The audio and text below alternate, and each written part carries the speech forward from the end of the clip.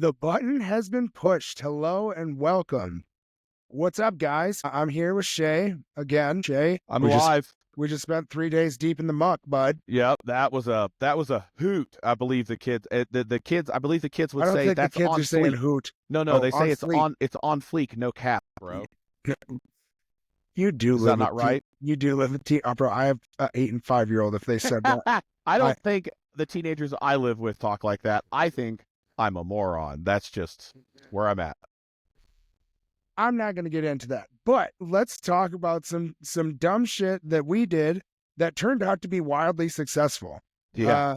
So you hated me for a lot of the time because I read that message on Reddit from Henry Meehan after New Year's, and you were down there, and it like immediate was like a fucking shit moment, right? And so I had reached out to Henry, who then got me in contact with the family. And I asked them if it would be okay if we used the nonprofit that we started for Hurricane Helene just a couple months ago to fundraise for Drew. And when they said okay, I reached out to Billy because I was lucky enough to just be in contact. And I asked him, and then he donated 5 personal items to us, right? So that's where Yes. this like started. And I told you like, hey, we're doing it. And you're like, what? And so I believe you told me this while I was sitting at the bar, and you're like, we need to start doing some research how to run a raffle. So I was like sitting at the bar talking to the bartender, who's a good friend of mine. Great little local place down the street called Asher Brewing Company, and give him he's his like, free beer, Asher. That was a plug. yeah, it's a solid plug. I actually will find out if she actually listens to this merch. But one of the owners, I promised I'd make her some a custom what's the reason for this piece of merch of some kind. So we'll figure that out. But anyway, I got a chair for her. that's incredible. Anyway, so I'm sitting there trying to tell, I'm like feverishly Googling, looking stressed. And then the bartender's like, what's wrong? I was like, my friend Cody's like, got some items from Billy Strings. They're doing a raffle. And he's like, all right, man, well, you have fun with that, and just walks away. Well, as you were doing that, I was amending our bylaws in our nonprofit to include, because when we started the nonprofit, we said victims of natural disasters. And then I had to amend it to say crimes or terrorist acts, because obviously what happened was a terrorist act on New Year's, and Drew Dauphin's life was tragically taken away. I got the green light. We started going. We did this by the seat of our pants, and we raised $25,114. Like, Wild. It's so crazy to see the generosity from the community, because a lot of people were messaging me telling me like, hey, I can't donate a ton of money, but I'll donate. Like, I had people tell like $10 out of every pay. I get paid weekly as a server or whatever. I'm going to give you $10 for things like that. Not worried about if I win anything. And we got a lot of that. And then we had, some people could afford to give more than others, but the generosity was still all coming from the same place, which was really cool to see. and so there it was. I think we had what, 80 or was it 92 prizes? 92, I think. Yeah. 92 prizes. I apologize. As I was ripping through, so we did the live like we always said we would. I do also apologize that originally when we started the raffle, we said we were going to pull it Friday at noon. And then someone had reached out to me and said, hey, why don't you let the people at Ball Arena have more time to know about it in person? So I think it was the very next day after we had announced it that we changed the raffle time to Sunday at 12 p.m. Mountain Standard Time. I do know that overnight we made $11,000. And so a lot of people may have gotten an email that said, hey, the drawing is on Friday at 12 p.m. Mountain Standard Time. I apologize for that confusion. We tried to tell people and update you guys through our social media at What's the Reason for This on Instagram. You're at Big Bad Butter with the D's, the double D's, and I'm at Kodi Nottingham on Instagram, and we're also on Facebook personally. And we tried to share this. We tried to share it in the groups. That's how we've been announcing and getting stuff out. I do admit that although we did the live and I shared the video as well as a list of the winners on social, I am going to add those list of winners to our website at what'sthereasonforthis.com/relief so that we can send people to a place to see if they won. Because do you have the total number of tickets that were sold? Yes, I can look it up right now. Because I basically, we went by the seat of our pants on Sunday as we were trying to connect yeah. to the ball arena Wi-Fi. And So the we other did issue get with that is it was absolutely freezing. So it was, like even just holding the laptop was pretty difficult because my laptop's metal. So, it was fun. It was an experience. And the shorts and Birks over here. let's see. So yeah, shorts and Birks. That was, well, for the record, Kodi dressed like you should have the first 2 days because it was cold with like pants and closed-toed shoes, and everyone mercilessly made fun of him for wearing pants. So he had to show up and get frostbite on Sunday to prove a point. It wasn't frostbite, but I did jack my toe up big time. Do you know how you hurt your toe? I kicked something. And because my toenail is cracked, so now it's like bruised it and looked battered. nasty yesterday. It's got to be real nice today. It hurt so bad. And then I put dress shoes on for work today. Fantastic. It's like all tight. Yeah, just wonderful. 8,081 tickets is how many we sold. That's insane. And how many different people bought those tickets? That was across 424 entrants, and between when we started at the end of this, about 3 weeks is how long that took. That's insane. That is insane. And so there was obviously a lot of tickets. There was a lot of chances. I told people on the day of the live drawing that there were a few things. We used this website so that we could have tracking of the purchases. We could have randomization of the winners, right? We did not want to be associated with pulling names. I know that I was at the bowling alley and I was manually pulling tickets out for some of our prizes at the bowling and Bluegrass event that we held. And somehow, with all the tickets we had sold there, I pulled back-to-back numbers. Yeah. And that can happen, but like it sucks, and it's so we really wanted to and have so random number stuff. We know that there's lots of questions and people want to follow up on the validity of things, which is important, which is also why we have been very responsive to anyone that has been inquiring to us directly, right? I try to comment and message as much as we can, but so we got all the winners out. And then I also told people that, hey, there was one donor, Mr. Andrew Murray, who donated over 10% of our total funds. Okay.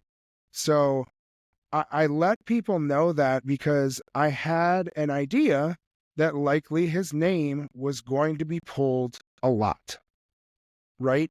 So let's put it this way. Say he has, just for shits and giggles, a $2,500 donation. Okay. Compared to a $250 donation. Andrew has a 1 in 10 chance of winning every single prize. A $250 donation has a 1 in 100 chance. Okay? So then you get down to the $33 packages that we were selling and some of these other smaller ones. That is the odds of a raffle. This isn't anything like new or that we did. Yeah. But when we pulled winners, I think Andrew won like 17 things. Yeah. And we bring it up because, I've received, some people are super disappointed they didn't win anything, and I understand that. But, the idea behind a raffle like this is the more money you spend, the more tickets you'll get. And the more prizes you have a chance to win. So, and that's kind of why we wanted to do the random generation through a website, because then that kind of takes our hands out of it and we're not worried about picking one person over the other. And it's all documented, right? Like we know everything. And so we let people know. We went through the list of all the winners. I did miss some of those prizes. And so I apologize. I thought it was funny. One of the people that had reached out, hey, surprise, surprise, Andrew Murray was the winner. So it's been a learning process.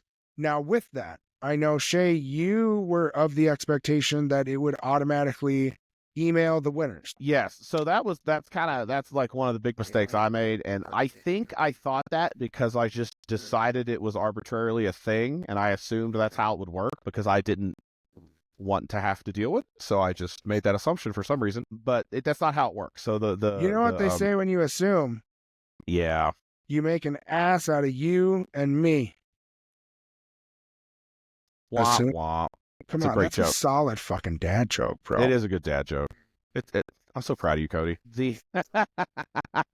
But basically, I was assuming this podcast, bro. What's up? I'm gonna walk away. No, you won't. The assumption on my part. My kids with my empty threats, but yeah, sorry. Yep. Please tell people how you fucked up. Go. Yeah, shut up. Go Kodi. ahead, please. the assumption was it would automatically, I would generate the list and it would automatically pick the winner and then contact the winner and just be like, hey, you want a prize?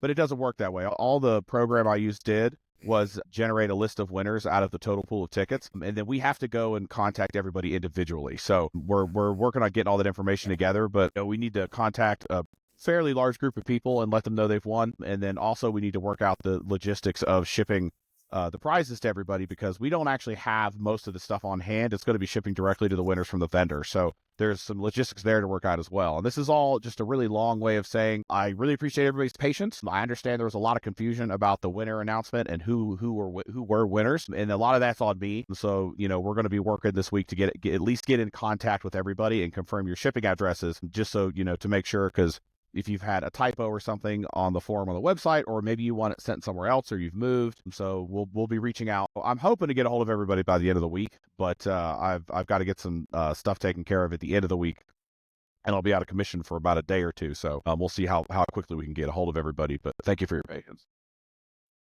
Thank you for your patience. You know what that means? I'm going to pick up the slack. I will help. We will make sure that we get it all out before this week. I will, because I have about 17 prizes for myself, so it's like almost 20% of the total prizes. I do know that a lot of our vendors were incredible. They saw the winners and they were tagging people, looking up names, and they were connecting without us even doing anything. And obviously, we're sorry, we were at the show, so we did the announcement, and then we went and had a celebratory drink at Breckenridge Brew and ran into Alex Hargraves. Yes, it was his, I believe, his granddad and his cousin. Granddad and cousin. So Jared, our buddy, you guys know from the show, he actually works there and he's helped us at some of our events. We've given out Breck Brew to our fans 21 and over. And we were out there eating and watching the football game, and Jared's like, oh, that's Alex. Like, you guys were all like sitting there like, ooh. I immediately got up and just fucking cut him off.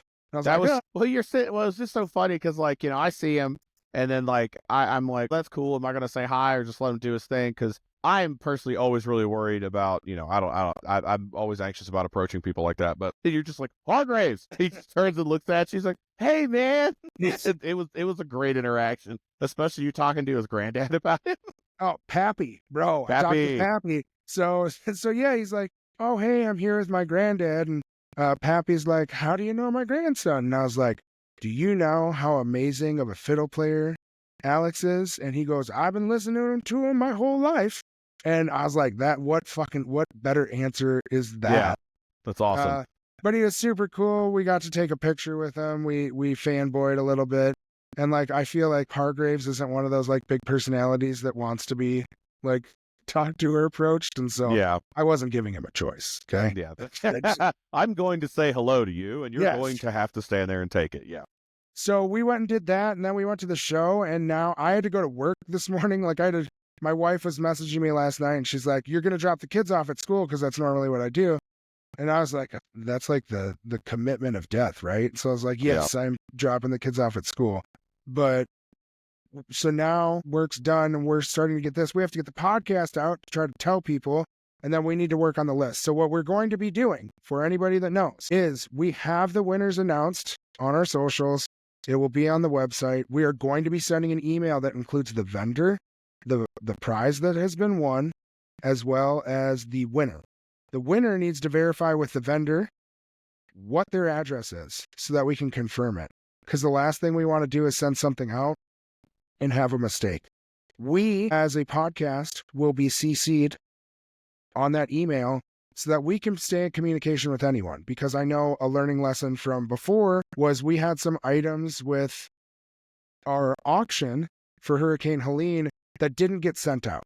And so then we had to follow back up, and we didn't have the documentation and listing that we needed to make it very easy and accessible. So we are learning. Believe it or not, we are learning. We're leveling up. We're getting better. We're failing forward, right? Yeah. Fuck, how much my brother calls me Dr. Phil because I have all these dumbass one-liners. But whatever it is that I need to say, that is what we're doing. We're getting this figured out. We are trying to be as transparent and open as possible. So the biggest thing is, holy shit, right? Like, how awesome for our community to come together for a young man that barely any of us knew, right? Yeah. but we all knew that feeling and that love and what he was chasing, right? And so he was taken from us, and our Billy community came together, our music community came together, and we were able to do something very, very special. And I'm super proud of every single person that helped us. And that doesn't mean that you had to donate, that you had to give one of the prizes. You could have just commented on some of our posts or shared some of the stuff. Obviously, we had some fun videos and we were doing some things to promote it. I have continued to sniff the pants. I am sad, but they're going to their winner. And that is one of the most special stories. I couldn't believe when I was reading down that list of those prizes, and then I looked and I saw that name, because I know Henry, I think he only bought like $50 or maybe even $100 worth of tickets. And for his name to be pulled for those Hulk pants, like, I thought that was pretty cool and special, because for me, that was obviously one of the items that we were promoting a lot. And for people that don't know, Henry is the one that wrote that Reddit piece, right? He took it down, but it was the firsthand account of what happened to Drew. And so for him to now have those pants, I sent him a couple texts and I was like, hey buddy, if I don't get a picture or video of you sniffing these things, I'm going to be very disappointed. So the saga, this gag just never stops. I love it. It's like the Dylan from Dylan bit, okay? Oh, don't shut up, Dylan. But yeah, where's Dylan with an H? But what we need to do is continue to uphold this community, man, and continue to do things that we're proud of. There's a lot of questions and there's a lot of bullshit no matter what you do, but we had so much overwhelming support. We were in Denver, which is our backyard, right? And we were lucky to have these Denver shows for us to go during this time. And while we were raising these, and there were so many awesome people that came up and talked to us and thanked us and were stoked on what we were doing and what was happening. And that was a little overwhelming, honestly, because like, I forget that, out when I'm out, like to be clear, my voice carries and I'm a big guy, so I tend to be noticed anyway. But like, it has kicked up a notch since obviously we're putting the podcast out there and we've been promoting all this stuff. So it was a little overwhelming. I mean, in a good way. It was just really, really, I didn't really expect anybody to say anything to me, and people kept stopping me and being like, "Hey, man, that's awesome, thanks." So it was. What I love really is touching. More people, because he was wearing a fucking hat, so nobody could see his beautiful dome. More people noticed him by his laugh, and they're like, "Hey, I know that." Like, oh, that's that guy. I had a guy behind me in line turn around and go, "Hey, wait, I know that laugh," and I was like, "Hey, what's up, man?" And he's like, "Take off your hat." And I took off my hat and he's like, "I knew it was you." That's funny. They're like, that's how you do it. Yeah, no. And I told you, because of those stupid videos that I made, like, that had happened a lot. And now with the podcast, and obviously this isn't just a Billy podcast, but that's our base, right? And that's where we start. And so there's definitely a lot of people that notice us and a lot of people that are stoked on what we're doing. And what we want to tell those people is thank you, right? And every time somebody says something, it's like, this is so awesome for us to do this, and I love it. And for us to do something positive. I didn't throw any chairs. Someone threw a chair at you, though. Yeah. What the fuck was that about? It was good times. What it was. He was clowning around. Oh yeah, I'm pretty sure that you egged him on. I wouldn't have done that. Yeah. Oh yeah, I'm sure. I'm literally standing there talking to somebody. And then I hear my name and it's like Kodi. And then that's like this fucking chair just comes and like instinctually I just like grab it. Right. And like caught it. And then I'm lucky that I was nice. Cause like if I would have responded like a dickhead, I didn't know you guys were recording. So then that could have been brutal. Be like, and here comes the smear campaign of 2025. Look at this big dumb whoop yelling after this poor little dready clown threw a chair at him. But it was Finn, and Finn, you're a clown and I love you. Absolutely. But we were having some fun, man. And I put out this chair identifies as a person, which I definitely want to make into a swag. Like I want to buy other chairs and I want a whole row of empty this chair identifies as a person. How great would that be? It would almost make it okay to see a bunch of empty chairs. But almost, right? Almost. So that was fun. So Friday, we went to the show. It was cold. Yeah. Well, Friday wasn't Well, bad. Saturday was bad. Don't you yeah me. It was cold all weekend. This guy over here, he didn't come till later. Jared and I were troopers. We were the first ones there. Tyler met us down there eventually. I would say there was, I think, 56 people in front of us when we got there. Something, yeah. The switch up of the way they're doing the posters now has really changed the line. Like the weather didn't help, but So we'll talk about that. But Yeah. on Friday we didn't know this. What we Yeah. did know was they weren't letting us line up at Ball Arena until 10 a.m. So everybody, what they always do is just go across to the next public area. And so we started lining up on the sidewalk in front of a Keller Williams office. And so there was like 56 people in front of me. I got there at like 8 something in the morning.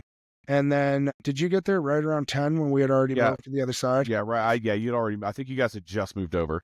And so the reason that they moved the line over to 10 o'clock is because now they are giving out early entry wristbands for the first 100. They are all numbered, which I think they have been kind of doing with wristbands and things like that. They weren't giving them out until way later. So now they're giving them out at 10 a.m., right? It's the first 100 people that get there. So that's dope because now people can't just hold spots for 15 people right before the bands get come out. They have to be there before 10 o'clock, right? So they give out 100 wristbands and you come back at 6 o'clock and doors are at 6:30. And then at that point, Carlos, Billy's security guy, he will then come out and he selects a group of numbers. And so now it's more like a lottery.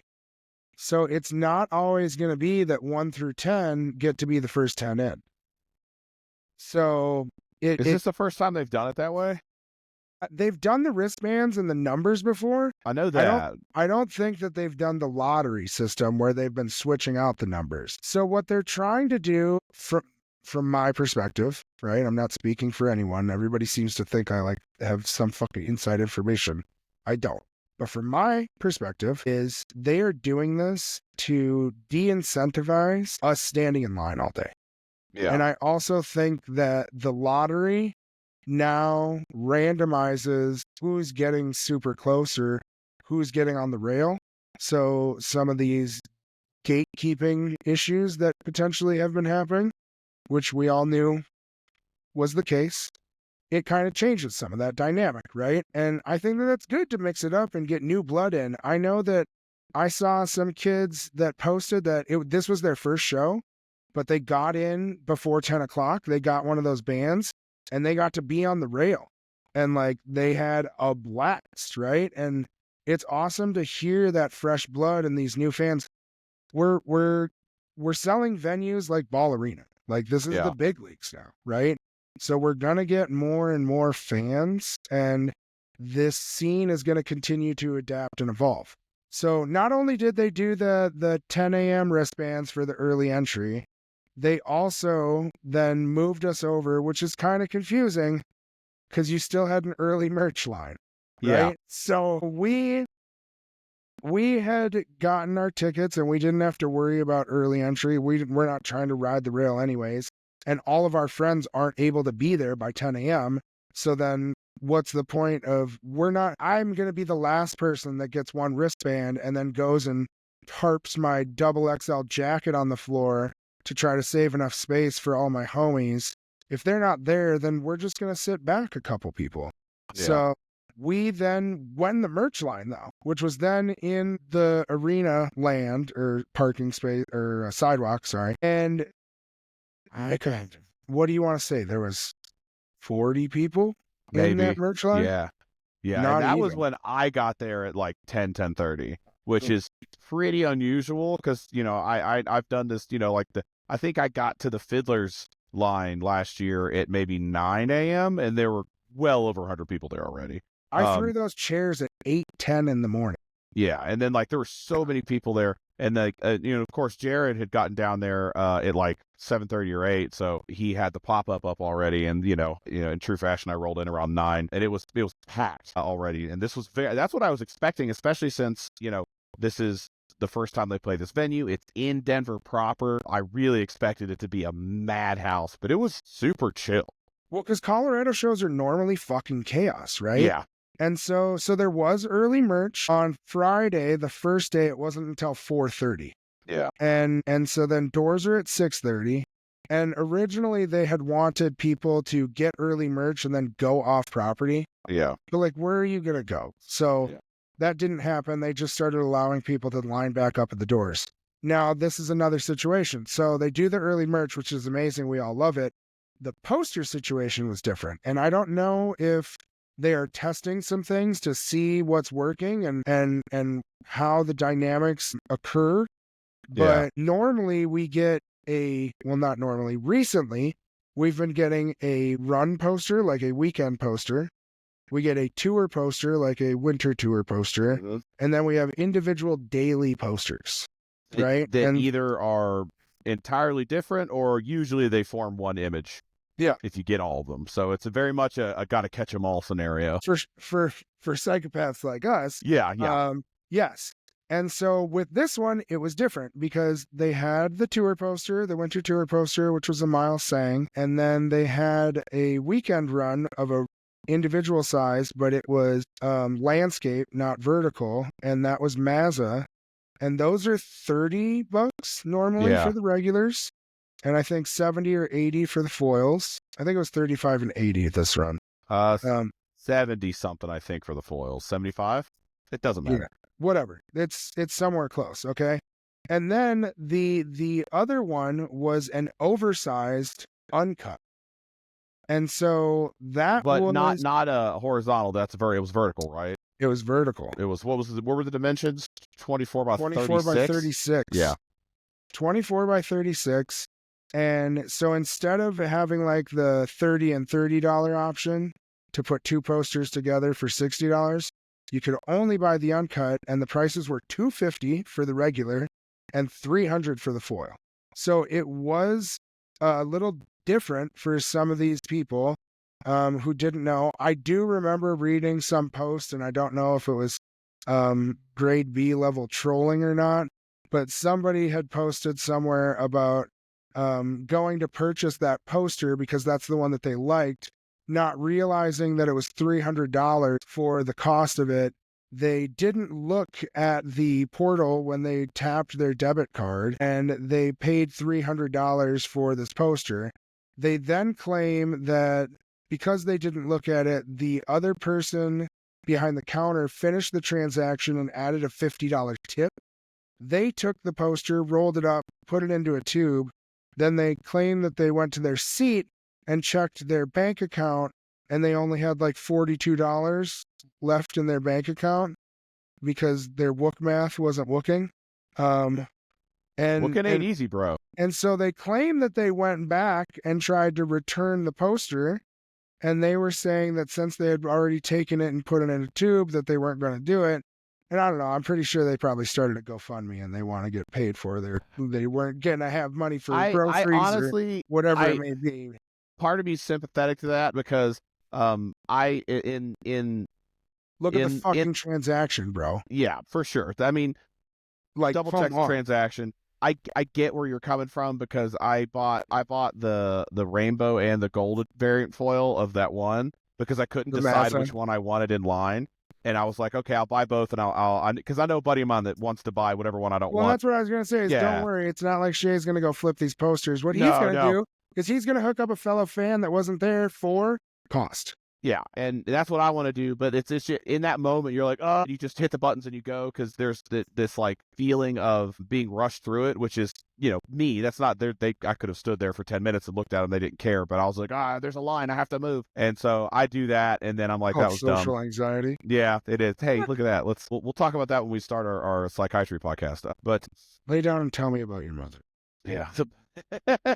What does that mean to you? Yeah. Why do you think that is? But yeah, anyway, I get that in that moment, but fucking check the transaction, bro. I would be I shocked mean, if somebody threw I oh, don't whatever. remember. I don't remember like seeing pricing on it, but like, I don't know. You have to take some kind of responsibility Yeah. for it, right? My thing is like, well, if they've been, I mean, I don't know, dude. I have, Cody, this might shock you, but I've been drunk in the poster line before. I've made mistakes. So Me, never. I have no. never. Yeah, No, yeah. touch this. I no. No. But I was shocked because like, I don't like paying that much money for one thing. You know what I mean? Like, and I love that you were like, oh, I can't spend a bunch of money, blah blah blah. I can't do this.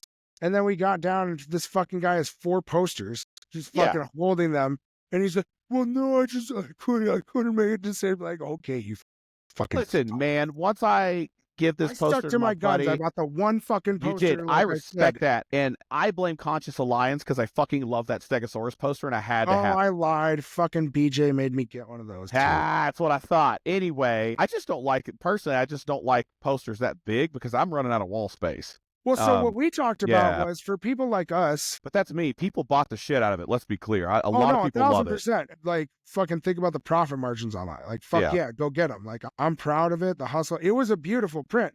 But what we talked about is for us in something that big, that doesn't fit in our folders, right? Yeah. In our portfolios. So it has to be a print that we either like so much that we're going to get framed and put up, or you have to flat store it. Because like, what else are you going to do with that? I mean, I guess you could just roll it up and put it in a giant tube. Dude, the first day, everybody wanted me to fold one. God, yeah, that was like people are trying to be like, I'll throw in $10, go fold one. No, fucking goating me into it. God damn it, you guys. But so here's the best part about that. Because there wasn't single day posters, the first day was kind of busy. It got much busier towards like right before 3:00. Yeah. Then I would say the line like doubled, maybe tripled right before the 4:30 doors. The next 2 days, maybe 10 people. This is, I feel so bad. I want to shout out to my buddy Rob who got there. I've known him for a few years and we've worked together and he's just heard stories from the poster line when things are real, real crazy. And so he's like, I want to finally have this experience. And he showed up on Saturday to wait in line very early at like, when it's like 20 or less degrees out. He was there at like 8:15. 8:15 or something? Yeah. And he was one of the only people there. He could have strolled up there at 3:00 and bought something. And dude, he was legit. He had a double wide chair and oh man, he doesn't mess around. Yeah. I think it was a Chiefs blanket, which was pretty disgusting. But he was there, just so people know, it was probably like 12 degrees in the morning. Yeah. And it was dumping snow. Yeah. Saturday was, but that was it. That was like nobody else there. No, because everybody had their shit already. I didn't have a chair because they were in somebody else's car, so I went and held my spot with a bottle of water that froze. If anybody knows what happened to the thermos of coffee I left out there, let me know. But I think it's probably just gone. Oh, somebody probably tossed it. That sucks. Yep. But it was cool because now there was literally nobody waiting. And on Sunday there was nobody. And you were like, I love because Alex had asked you to go get her shirt. And you're like, oh, I don't know. I don't want to wait in that line again. And I was like, you fucking dickhead. There's nobody there yesterday. How many people do you think are going to be there? Yeah, we dropped you off at doors. And how many people were in line? Like 20, if that. Yeah, exactly. Yeah, not even. Yeah, it was fun. I personally love it. I like the more chill approach to it. I like being able to buy all my, because I've said this for years. I'm like, I buy a poster to every show I go to. And because I have a problem, I try to get every poster they have within reason, and meaning I'm not buying like the big ones or uncuts ever, but like I've always said, like, I wish I could just buy these all the first day and then just hang out the next, for festivals and stuff. And that's what it looks like. I personally think to keep doing this way. I know people like the multi-pieces, but I've got multi-piece posters coming out the ass that are never going to get framed. They're just going to sit in my portfolio, so I'm fine with it. Yeah, and that's where I was going to say is like, I feel like if this was an experiment, it definitely cut down on the line. Like, definitely, yeah. And obviously the weather played a factor. Yeah, I want to know how much that factored, but even on the day that was pretty nice, like the line wasn't anywhere near what it normally is. But what was also dope is now these people that want to go and get on the rail, you get your wristband by 10 or 10:30, and now you can go fuck around. You can Yeah. go see the cities that you're in. You can go do stuff, right? I know that there's so many people that think we're psychopaths that we just sit in these places and wait. But the only reason we're doing that is because that's how the system has made it, right? Yeah. And so by disrupting the system and changing and experimenting with some of these things, it's changing the outcomes of what's happening, and it's pretty fucking cool. I'm not gonna lie. Yeah, it's interesting to see how such a small change can affect things, and I'm sure from a logistics standpoint, just on the production side of things, it makes things way easier. You're not getting 3 separate images printed. You're getting like X number of one thing, and then when it's gone, and people can get it. So I think it's cool. It definitely is super cool. I had something incredibly blessing, and obviously you did too. It wasn't anything that was expected or what was going on. We had been connected with a guy named Jeremy Wright, who was a family friend of Drew Dauphin, and I had been helping and talking to the family. I've been talking to Jeremy. We had linked up. He eventually found out that he was going to come up to Denver to come to these shows, right? And I was like, hey, great, man. Like, let's link up, whatever I can do to help you. I had picked him and his wife up from the airport, dropped them off at the Airbnb, and did some stuff. And Billy actually had blessed Jeremy with some all access passes, right? And it was super cool and unexpected, but my wife and I were invited on Friday. And then you and I went on Sunday, and we were able to go behind the curtain, right? Yeah. And we're privy to an amazing experience, and it was super fucking special, and it was so kind to have that opportunity. Yeah. It was not something that was expected, nor was it asked for. I I did honestly, when you first told me that, I thought you were messing with me. I was like, yeah, right, whatever. And you're like, no, like this is a thing. So it was definitely a very generous gift would be the word, I guess. Yeah, and so like it was all access. And so Carlos brought me in on Friday with my wife and Logan and his wife and Chris, which was one of the gentlemen that made the Drew Dauphin buttons that were going around. And they gave us a tour. I got to see all behind the stage. You get to see Toby's area. And then we went into the back, and we got to see a lot of amazing stuff. And we also got to go in and meet the band and do some of that stuff. And I did as much as I could to stay back and let Jeremy and his wife have their moment, right? It was super cool to see Billy and just to give the dude a hug, right? Like, Yeah. and smell his hair. Give him a hug. But like it was cool, man, and it was super cool, and he's just so cordial and genuine, and it was a moment I will never forget. But it's not something that I'm trying to exploit or was expected. You and I were lucky enough to share it again on Sunday, and I will tell you that like we walked back there, and the first thing Carlos says is like, whatever you're seeing back here isn't to be like shared, right? So like if you see a set list, because there may be a set list out there, or for us on Sunday, we turn the corner and fucking Bruzza is walking by, right? Yep.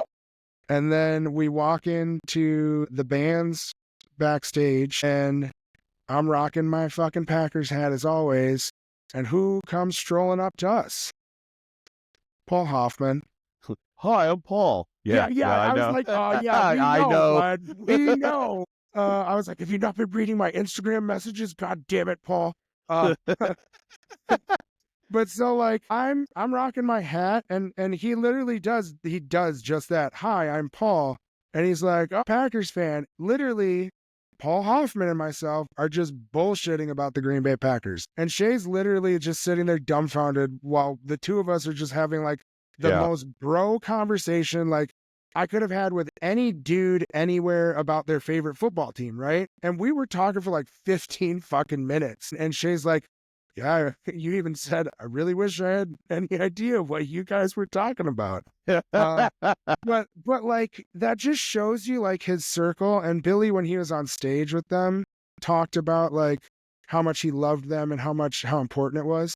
And to see like even a huge name like Paul Hoffman just be like so genuine and like real, it was it was fucking cool, dude. It was super, super cool. And I'm so grateful to Billy and his team, who are all professionals and amazing. Toby Bean literally walked my wife through the entire rig and the guitars and all this stuff. It was just very memorable and very special.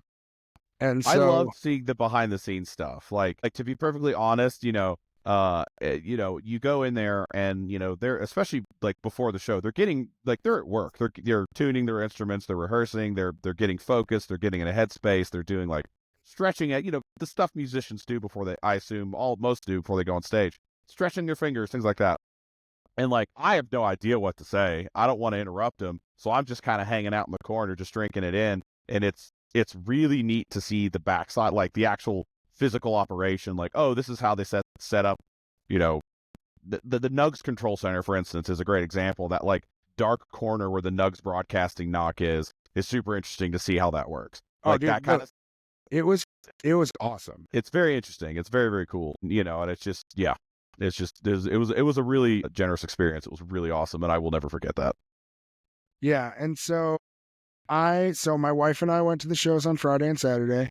On Sunday, she stayed back and stayed with the kids because she didn't want our teenage babysitter to have to stay up till whatever time on a Sunday night. So she took one for the team. Thanks, babe. And then I told you guys, because she had wanted to go to the DJ party on Saturday with Andy Little. And I was like, no, I'm feeling like shit. I just want to go home. And that was the right choice, I promise you. But then on Sunday, we went back and we were talking to Billy after the show, and he was chatting with us, and he's like, oh, yeah, you guys are going to the after party, right? He's like, I'd love to chat to you about some stuff. And then it's like, oh, yeah, of course we're going. And Shay was like, oh, so not while we were together. We get out into the hallway. He goes, yeah, I guess you have to go to that after party now, don't you? And I'm like, well, fuck. Like, it reminded me of a time I was 19 in Minnesota, and Trampled by Turtles was just coming up, and I saw them in St. Cloud at like the red carpet was the bar. So it had to have been like the theaters, because I wasn't 21. And we were hanging out, and they're like, oh, why don't you come with us and let's go drink some Jameson? And I was like, I need fake ID, like immediately. How do I get to go do this? And I never went and met the guys at Trampled by Turtles to drink that whiskey. And Nicole always like brings that up as like a funny moment.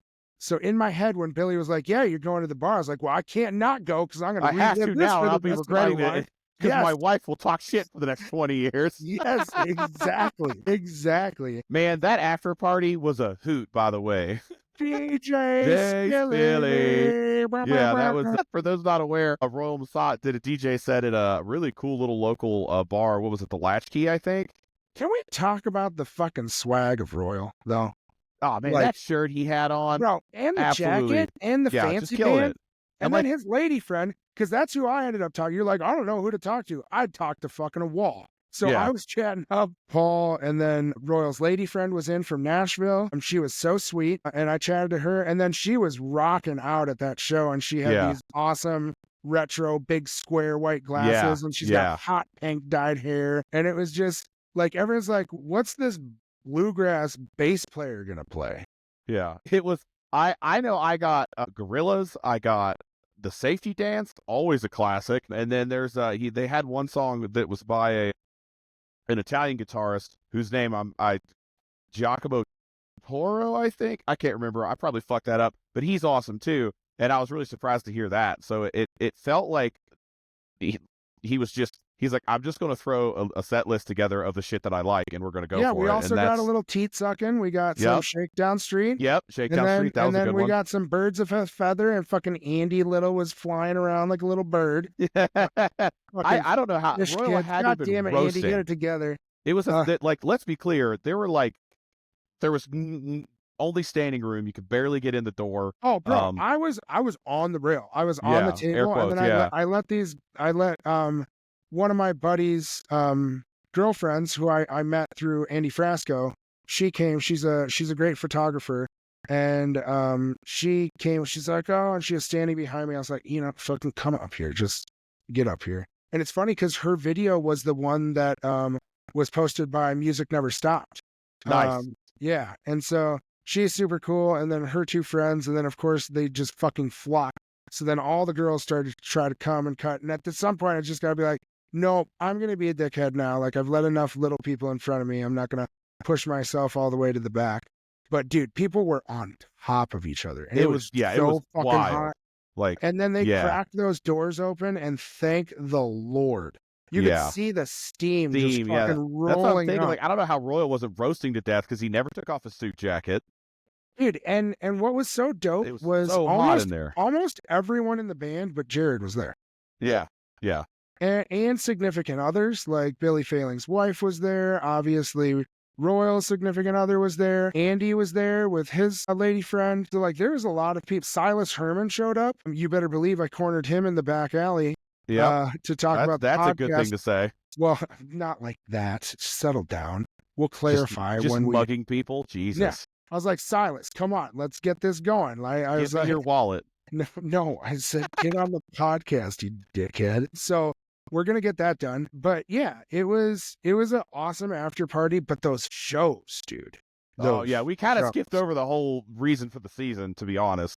Well, and so that's why. So like the after party was dope and it was fun, and like meeting Billy was really great, and the all access passes were fucking amazing. It wasn't anything that we were expecting. Both of us had our own tickets and we had plans, and we weren't planning on any of this at all. And so I just wanted people to know, because like I wasn't posting about it, I wasn't sharing it.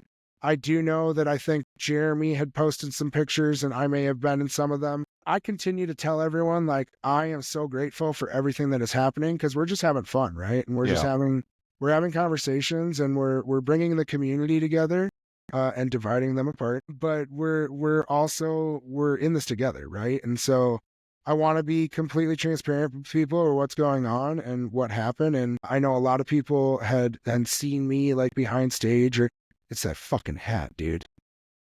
I'm also a Buffalo, but yeah. Everybody could see you from the 300 section with that shirt. Oh, dude, on Saturday, that was more green than this. That was dope. Okay, hold on. Let's talk about these shows. Let's do it. Yeah, let's an hour and 11 minutes in. Let's talk about these shows. No, you don't get to say that, because the first 30 minutes we had to scrap. No, that's true. That's true. So, God damn it, now you fucked me up. Let's talk about these shows. So, Friday. They came out swinging, dude. Dude, so, okay, here, I will be very honest with you, okay? So Friday I was with my wife and we were backstage, right? And so we spent a lot of time side stage and behind stage. And then eventually they're like, we need to get fucking rid of you. Here's access to a suite, which was a fucking super dope suite, dead center, club level at the backside of the arena. But then Nicole and I got there and we're like, this, we're not sweet people, right? Like I'm screaming. I am screaming during this show, and all the friends and family or whoever that's in there is like, what the fuck is this guy? So we belong in the pit. I was like, I'm going to go back. But I didn't realize that I could have gone into the pit with the all access pass, which is stupid. So we stayed side, like on the where nobody else could stand, right? Because they usually keep it clear. But because of the stupid stickers we had, we could do it. But like, how was the sound quality for you guys on Friday when you were up front? I'm gonna say, as a disclaimer, I'm not an audiophile. I when people talk about things like resonance and tone and this sounds thin or tinny, like I can agree or not, but like I don't have a super good ear. It might have been a little off at the start, maybe, and I don't know if that's actually true or not, because I'm saying that because one of our friends who has some audio engineering experience had said something. It's like he just said, he's like, that was an amazing set. It was the sounded a little thin at first, and then they got it dialed in, and his whole thing was like, first time playing a venue this size that has a metal ceiling. So I mean, it sounded good, but I heard people say that, and I heard that like Andy dialed it in the second set. For us, because of where we were sitting and where I'm used to standing, it definitely was a different vibe. And let's talk about the 360 part, because obviously so the way that it was sold as 360 is they were selling the seats behind the stage. Okay. Normally Billy has the full screen. What it was just the top half section. So they had the top half showing out towards the main crowd. Then they put the bottom half and flipped it on the other side to point back towards the back side. Now, Billy did a great job because they set up mics all around and he was fucking running around like a chicken with his head cut off. On Friday night was when he sang How Mountain Girls Can Love, right? Yeah. And I think that was when he turned his back to the main stage and sang it all to the back side. So they were trying to get some of that, but I don't remember. These shows all just blend together. Yeah. What was the Friday? What was the opening song? Yeah. What was the opening song? Do you remember what the opening song was? I can't remember. Yeah, they came out swinging and they started the whole weekend with Wargasm. Yeah. Like, what the fuck, are you kidding me? First time Wargasm opener. Just an absolute banger. Yeah. Oh, man, I couldn't believe it. And, like, there were people that were like, oh, they did it for you guys and blah, blah, blah. I'm never going to fucking say that, but I'm never not going to say it because it is a fun little coincidence to think, like, hey, maybe because we were part of a fundraiser in our backyard shows and he had given us all access pass, like, there are some pieces that could make sense if that's true. I don't give a shit. I fucking love that song. And he just started the weekend off hot. What I will also tell you is Jeremy, the family friend of the Dauphins, his wife's name is Logan. But do you know what she goes by? Right? Ruby. Yeah. You know what they ended the first set with? Ruby, are you mad? Ruby. Yep. So if you want to have some like tinfoil hat theories, then we could. If we ever get Billy on, or if I can corner him in a back alley, we can ask him the truth, but I don't really give a shit. But so, what else did they play that first set? Wargasm, ones that stand out. I mean, you got, Wargasm, Pyramid Country, Know It All, Show Me the Door, EMD. Dude, they did EMD. Okay. Yeah, so, doing things right, living like an animal, dude, on the line, like, it was spicy. Yeah, no, all three shows, that first show had so much power and energy. And I felt like the boys looked a little nervous for the first couple of songs, like getting dialed in.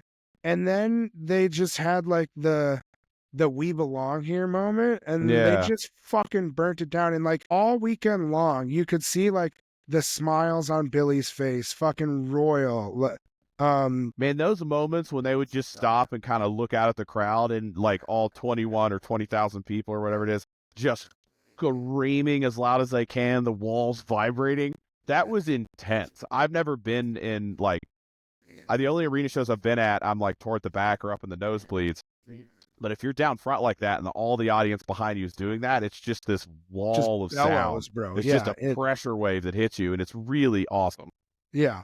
It was fucking powerful. And it was a whole lot of fun. Friday night. So then the second set, what did they open with? Friday night, they opened with Red Daisy. It was Red Daisy, or no, that's Saturday. America. The second set. No, that is... See, this is why you need a fucking database. Yeah, well, I mean, hey, it says right here, January 25th, first song was Red Daisy. Yeah, but no, that is true for Saturday. Second set. Sorry, I'm not even listening. Friday. That's my bad. Yeah, that's why. Yeah. You're the jackass. I'm an idiot. Yeah, hey, listen, man, I am struggling over here to struggle bus. Sentences are hard. Home of the Red Fox is what they opened up with. Oh, yeah. And then that went into How Mountain. The Meet Me at the Creek. Yeah, Dude, yeah. That Creek was an absolute banger.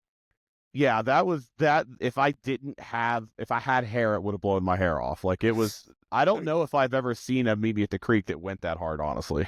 Dude, and we also got a Rocky Raccoon. Yeah. Sorry, Tad. He's multiple people I know that couldn't come Friday night sent me a message and were like, I can't believe I couldn't come tonight. They played Rocky Raccoon. It was awesome. And then didn't they play Gilda Lily? They did, yeah. It was I believe it was Rocky Raccoon into Escabana, and then into Gilda Lily, and then the Meet Me at the Creek. Yeah. God damn it. Yeah, that shit was fire. Yes. No, that show was filthy. And we're like, oh, this is just night one. So then you walk out of Ball Arena, right? And it is just fucking jumbo $20 balloon heaven, right? Man, that is like, that must be like a new They were thing. like hot air balloon sized Yeah, fucking dude, and it's balloons. like those guys are in full force in Denver now. Like multiple times, I've just been going out to bars to like, hey, I go to visit a friend in Denver, get dinner, and go to the bar, and there's no show or anything going on, and those guys are just out there with balloons, like just selling them on the street, like corners, like fucking hot dog vendors. Actually, there's a lot of hot dog vendors too. They kind of maybe they follow each other How do you around. know Maybe about the hot dog vendor, Shay? because I came out of that show and fucked up a Chicago style dog, dude. That was Dude. that guy. That guy saw me coming. He looked at me. He looked me in the eyes, saw me look at his hot dogs, and then just goes hot dog and pushes it forward. And I was like, "Yep." Dude, I come out and Shay's just shoving this dog down his throat. I was like, "Yep, that's a winner. Yeah, That is a winner." that was a good time. Maybe that's some kind of weird union. The balloon guys and the hot dog vendors. Yeah, they just ride together. Yeah. What I love is there was somebody that was telling a story about Berkeley last summer tour, and they were saying that the homeless people then saw all the empty balloons and the people buying balloons. So then the homeless people were blowing them up and selling them. So instead of it being full of nitrous, it's full of homeless breath. Dude, think about like the stench or the flavor and taste of like a balloon full of homeless breath or anyone's breath. Yeah, Like, really. my God, and I paid $20 for this. You know what, man? I'm buyer beware, dude. I have not heard that. That's Watch hysterical. it come out of the tank, bro. Yeah. Watch it come out. Nitrous isn't my thing. Not that I haven't done it before, but like, it's not. Yeah, it's real bad for your brain, and They call it hippie crap. Yeah. Makes sense. So then Friday night was cold as buckets. We messed up because our boys were playing an after party and we didn't even know. Yeah, Eric and Dylan from Magoo were playing a party, and I personally feel like I failed that I didn't know that. So you know what? I'm gonna blame Eric and Dylan because we follow all their social media. I didn't see shit about it. You should have told us. We would have been there. I'm pretty sure they posted about it. How did we not see it? Sorry, boys. Sorry, guys. Real sorry. Yeah. Yeah, that would have been super fun. But yeah, the whole weekend was just a blast. I mean, and then what was some of the other songs? So then Saturday, Jake Phillips and Sheldon went backstage. I joined you guys down in the pit. I wore my daughters got me this Ralph Lauren highlighter yellow pullover, and I was like, oh man, this is perfect, because normally I used to wear like a hot pink long sleeve shirt from Hawaii with Pele and the volcano on it, and I had a tragic accident in Red Rocks with that shirt, so it is no longer. So I like to wear obnoxious colors because I'm a big dude, people can see us, and then we can like find each other in the crowd. Like when you go to the bathroom and you're trying to get back to your friends at the very front, like in a sea of like dark clothes, it is really hard to find stuff. And it was funny because we went down to pit and we weren't on the rail. We were probably like 2 or 3 people back from the rail. And I had my sweater on, and Tyler, one of our buddies who was in the pit with you guys on Friday, him and his wife, he had brought their moms and his daughter, and they were up in section 300, like way up at the top. And before the show even started, he like sent this video, and he's like stretched out, zoomed out from the way back of the stadium, and you see this little highlighter yellow circle, and he zooms in, keeps zooming in, and it's fucking me. And you definitely could see that thing. And then, I mean, it was like with the color of the shirt and the lighting, it literally was glowing. So like it was popping. We got so many text messages of our friends that were up higher in the stands. They're like, well, I know where you guys are standing. Jesus. Bro, I was getting messages from people that used to live in this house being like, hey, it looks like we see Morrison people, and like taking pictures of me. Random people were sending me pictures from the live stream, be like, this giant yellow shirt, it's gotta be you. And then in the Instagram photos, we're there clear as day. Yeah. Right? For day 2. Every time that happens with any band, it always cracks me up because I tend to try to get it, into the pit if I can. So I'm down there a lot. And it's like, oh, I can find Shay because he's like, it's like you and me. It's, 2 ogres standing in a sea of normal sized people. So everyone's for sure. It's like, your fucking button down white shirt with your bald head, my with whatever shirt, and the yellow Packers hat. Yeah. We need to make like stickers, silhouette stickers of that. I'm into that. I'm good with it. Let's do it. And so, yeah, that was Saturday. I don't even remember. God, Saturday was so insane. Yeah, Saturday they That was came Red out. Daisy. That was the Red Yep, Daisy yep, opener. that was Red Daisy, and then they did what else was it? Red Daisy, The Heartbeat of America. All Fall Down was incredible. Dude, that was an encore night. Yeah, yep, yeah, it was let's see, Widespread. Yeah, they did Picking Up the Pieces. Yeah, they did that It's Alberta like Hammer Leadbelly though, cover. right? Yeah, John Hardy. I got a John Hardy, dude. I love that song. Yeah, there were just so many good ones. You know, Wait a Minute was awesome. Oh, Wait a Minute was They so did good. Rundown, California Sober to Rundown, that Jeff Austin Yeah, song. Jeff. So And then I 1,000% thought, because everybody kept saying, "Hey, bro, what do you want to hear this weekend? What do you want to hear?" And obviously, I have different Billy songs that I like. And then I said, they're like, "Oh, what kind of covers?" I said, I want Jeff Austin. And obviously, you yeah, had gotten 15 Steps on New Orleans, so I wasn't going to get that. And I was like, "Oh, I don't care." And then when they played Rundown, I was like, "Okay, I got a Jeff Austin tune. That's going to be it." And then fucking Sunday comes, and because they played In the Morning Light on Saturday. yeah, yeah. So obviously we know that Paul helped write that song, right? Yep. So my question is, do you think that they potentially didn't know that Paul and Bruzza were going to sit in on Sunday? Because why wouldn't they have just stored In the Morning Light for Sunday to sing with him?